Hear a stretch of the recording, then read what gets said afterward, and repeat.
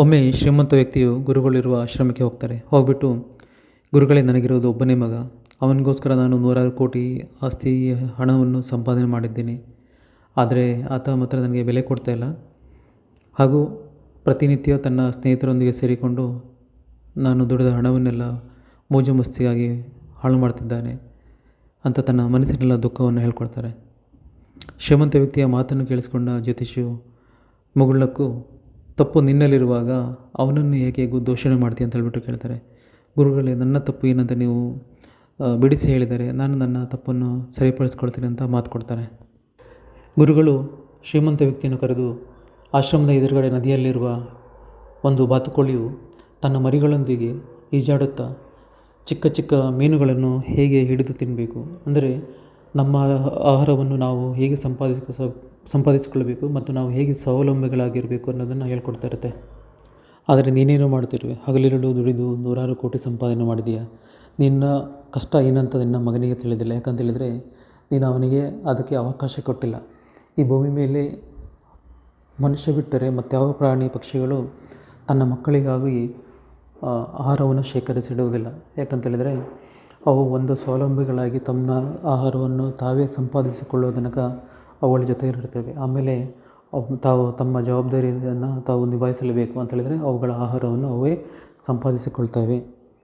ಏನೂ ತಿಳಿದ ಬಾತುಕೋಳಿಯು ತನ್ನ ಮಕ್ಕಳಿಗೆ ತಮ್ಮ ಆಹಾರವನ್ನು ಹೇಗೆ ಸಂಪಾದಿಸೋದು ಮತ್ತು ಸ್ವಾವಲಂಬಿಗಳಾಗುವುದನ್ನು ಕಲಿಸಿಕೊಡ್ತದೆ. ಆದರೆ ನೀನೇನು ಮಾಡ್ತಿದ್ದೀಯಾ?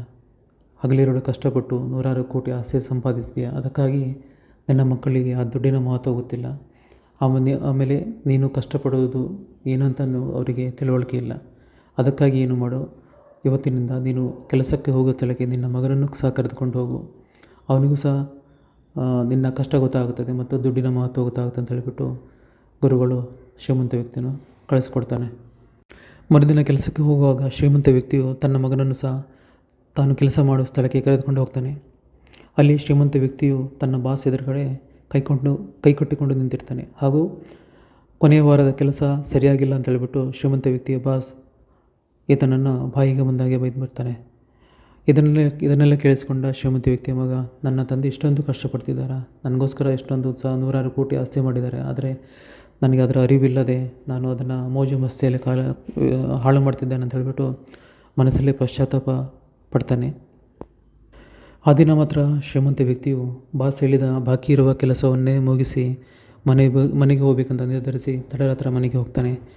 ಬೆಳಗ್ಗೆಯಿಂದ ಸಂಜೆ ತನಕ ಸರಿಯಾಗಿ ಊಟ ನೀರು ಇಲ್ಲದೆ ಶ್ರೀಮಂತ ವ್ಯಕ್ತಿಯ ಮಗ ತುಂಬ ಚಡಿಪಡಿಸ್ತಾನೆ. ಹಾಗೂ ತನ್ನ ತಂದೆ ಇಷ್ಟೊಂದು ಕಷ್ಟಪಡ್ತಾರ ಅಂತ ಹೇಳಿಬಿಟ್ಟು ಮನಸ್ಸಿನಲ್ಲೇ ದುಃಖಪಡ್ತಾನೆ. ಹೀಗೆ ಹಲವಾರು ತಿಂಗಳುಗಳ ಕಾಲ ತಂದೆಯೊಂದಿಗೆ ಕೆಲಸದಲ್ಲಿ ತನ್ನನ್ನು ತಾನು ತೊಡಗಿಸ್ಕೊಳ್ತಾನೆ. ಒಂದು ದಿನ ಏನಾಗುತ್ತೆ, ಶ್ರೀಮಂತ ವ್ಯಕ್ತಿಯು ತನ್ನ ಮಗನನ್ನು ಕರೆದುಬಿಟ್ಟು ಅವನ ಕೈಯಲ್ಲಿ ಸ್ವಲ್ಪ ಹಣವನ್ನು ಕೊಡ್ತಾರೆ. ನೀನು ಹಲವಾರು ತಿಂಗಳಿನಿಂದ ನಿನ್ನನ್ನು ನೀನು ತೊಡಗಿಸ್ಕೊಂಡಿರ್ತೀಯ, ಅದಕ್ಕೋಸ್ಕರ ನಾನು ಪ್ರತಿದಿನ 200 ರೂಪಾಯಿ ಲೆಕ್ಕದಲ್ಲಿ ಇಷ್ಟೊಂದು ಅಮೌಂಟು ನಿನಗೆ ಕೊಡ್ತಾಯಿದ್ದೀನಿ ಅಂತ ಅವನ ಕೈಯಲ್ಲಿ ಸ್ವಲ್ಪ ಹಣವನ್ನು ಕೊಡ್ತಾರೆ. ತಂದೆ ಕೊಟ್ಟ ಹಣವನ್ನು ನೋಡಿ ತುಂಬ ಖುಷಿ ಪಡ್ತಾನೆ. ಯಾಕಂತೇಳಿದರೆ ಯಾವಾಗ ತನ್ನ ತಂದೆ ಗುರುಗಳ ಆಶ್ರಮಕ್ಕೆ ಹೋಗಿ ಬಂದರೋ ಅಂದಿನಿಂದ ಅವರ ಒಂದು ನಿರ್ಧಾರ ಏನಾಗಿತ್ತು ಅಂತೇಳಿದರೆ, ನನ್ನ ಹಣವನ್ನು ನಾನೇ ಸಂಪಾದಿಸಬೇಕು ಮತ್ತು ನಾನು ಸ್ವಾವಲಂಬಿ ಆಗಬೇಕೆನ್ನುವುದು ಅವರ ನಿರ್ಧಾರವಾಗಿತ್ತು.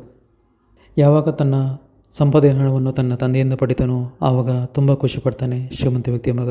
ಹಾಗೂ ಇದುವರೆಗೂ ತನ್ನ ತಂದೆಯ ಹಣವನ್ನು ತುಂಬ ದುಂದು ವೆಚ್ಚ ಮಾಡಿದ್ದೇನೆ, ಇನ್ನು ಮೇಲಾದರೂ ನನ್ನ ತಂದೆಯನ್ನು ಚೆನ್ನಾಗಿ ನೋಡಿಕೊಳ್ಳಬೇಕಂತ ನಿರ್ಧಾರ ಮಾಡ್ತಾನೆ. ಕೆಲವರೇ ಬಾತುಕೋಳಿ ಕಲಿಸಿದ ಜೀವನದ ಪಾಠ ತಂದೆ ಮತ್ತು ಮಗನ ಸಂಬಂಧವನ್ನು ಇನ್ನೂ ಗಟ್ಟಿಯಾಗಿಸಿತು. ಹಾಗೂ ಬಾತುಕೋಳಿಯು ಕಲಿಸಿದ ಜೀವನ ಪಾಠ ಇಂದಿನ ಹಲವಾರು ಕುಟುಂಬಗಳಿಗೆ ಮಹತ್ವದಾಗಿದೆ. ಯಾಕಂತೇಳಿದರೆ ನಮ್ಮ ಮಕ್ಕಳನ್ನು ರಿಚ್ಚಾಗಿ ಬೆಳೆಸೋದು ಮುಖ್ಯವಲ್ಲ, ಅವರು ದೊಡ್ಡವರಾದಾಗ ಅವರು ತಮ್ಮ ಆಹಾರವನ್ನು ಹಣವನ್ನು ಅವರೇ ಸಂಪಾದಿಸಿಕೊಳ್ಳಬೇಕು. ಆವಾಗಲೇ ಅವರಿಗೆ ಹಣದ ಮಹತ್ವ, ಜೀವನದ ಮಹತ್ವ, ತಂದೆ ತಾಯಿಯ ಮಹತ್ವವನ್ನು ಅರಿವಾಗೋದು. ಕೆಲವರೇ ಈ ಒಂದು ಕತೆ ನಿಮಗೆ ಇಷ್ಟವಾಗಿದ್ದರೆ ಸಬ್ಸ್ಕ್ರೈಬ್ ಮಾಡಿ, ಸಪೋರ್ಟ್ ಮಾಡಿ. ಜೈ ಹಿಂದ್.